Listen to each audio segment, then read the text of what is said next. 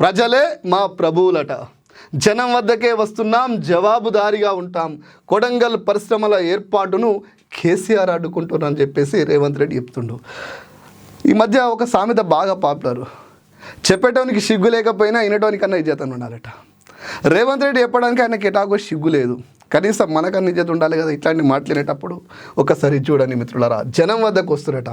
ఇంకా చూడండి, ఇచ్చిన మాట ప్రకారం గత ఆగస్టు 15 రాష్ట్రంలో 22 లక్షల మందికి రైతులకు 21,000 కోట్ల రుణమాఫీ చేశామని చెప్పేసి సిగ్గు లేకుండా, ఇజ్జత లేకుండా, ముఖ్యమంత్రి అయిన స్థానంలో ఉన్నామన్న మానం లేకుండా మాట్లాడుతున్న రేవంత్ రెడ్డిని నేను ఏమన్నారో నాకు అర్థమవుతలేదు.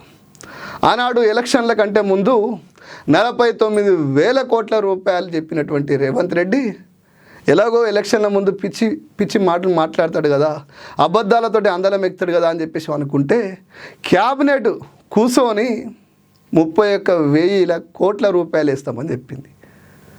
ఎంపీ ఎలక్షన్ల ముందు అన్ని దేవుళ్ళ మీద ఒట్లు పెట్టి ఒకేసారి రుణమాఫీ చేస్తామన్నారు.